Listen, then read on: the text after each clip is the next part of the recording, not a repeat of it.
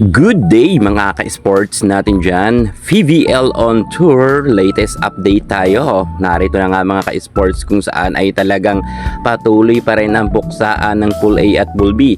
Subalit ang Pool A ay lahat ng mga team ay tapos na nga silang maglaban. At pagdating naman sa Pool B, hinihintay na lang natin ang harapan ng Zeus Coffee kontra naman sa Cherry Tigo.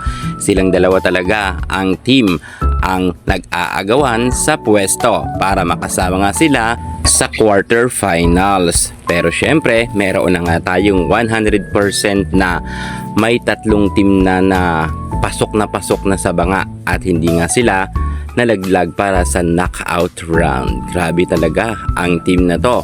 Nakakabilib at nakakagulat dahil ang ibang team ay dating nasa kulelat pero ngayon mataas ang kanilang standing pagdating sa PVL on Tour.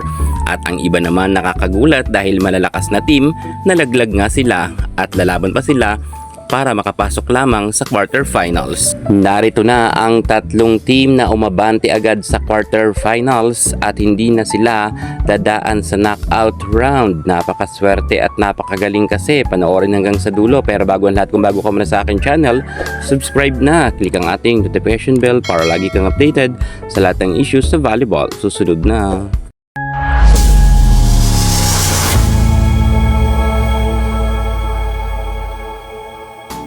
Isang game na lang ang hinihintay natin, sa Pool B na lang. Pagdating naman sa Pool A, 100% tapos na ang kanilang laban. At ang ibang team naman sa Pool A ay gayon rin, tapos na rin ang kanilang laban. Kung kaya nakita na natin ang umabante para sa quarterfinals. PLDT nangunguna nga sa standing na kung saan nga ang PLDT ay wala nga silang talo, undefeated. Grabe ang PLDT. Madalas nga ang PLDT noon ay nalalaglag nga para sa Final Four, pero eto, pagdating sa PVL on Tour ay nangunguna nga sila sa standing. Take note wala pa dyan si Savannah Davison, pero napakaganda na ng standing ng PLDT. At ngayon nga, napabalita na bumalik na rin si Savi.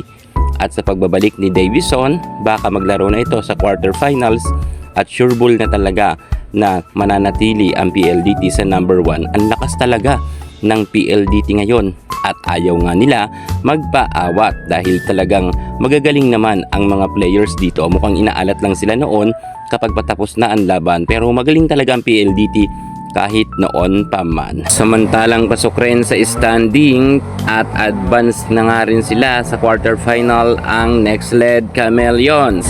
Nakakagulat nga rin to sapagkat ang dating nasa kulelat na team, ngayon ang standing nga nila ay nasa rank number 2 na meron 4 na panalo at isa lang nakatalo sa kanila. Ang Nextled Chameleons ay hindi na rin dadaan para sa knockout round sapagkat ginalingan nga nila sa kanilang naging laban.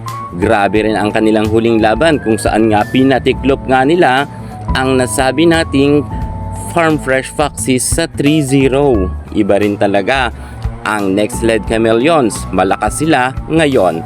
Number 3 naman pagdating sa Pool B ang Signal HD Spikers na meron 4 na panalo at isang talo lamang. Umabante na nga rin sila para sa quarterfinals. Marami man mga players na nagsialisan nga sa Signal HD Spikers. Sa pagpasok naman ni Erica Santos ay talagang gumanda nga ang standing ng Signal. Imagine wala pa nga dyan si Vanny Gander. Paano na lang kapag bumalik na si Vanny Gander? Talagang puksaan na talaga to. At syempre, pagkatapos ng VVL on Tour, nalalapit naman ang kanilang laban sa VVL Reinforced Conference. Yan ang ating pakakaabangan. So, dito naman tayo sa PVL on Tour at sila na nga ang mga nagibabaw at umabante na para sa quarterfinals. Congratulations sa Nextled Chameleons, Signal HD Spikers at PLDT. Waiting pa tayo sa pang-apat kung sinong makakapasok, kung Zeus Coffee, Cherry Tigo or ang Creamline ay mananatili pa rin. Yan ang hihintay natin dahil bukas pa nga magkakaalaman yan. Pero ang tatlong nabanggit natin, 100% pasok na nga sila sa quarterfinals. Thank you so much. God bless.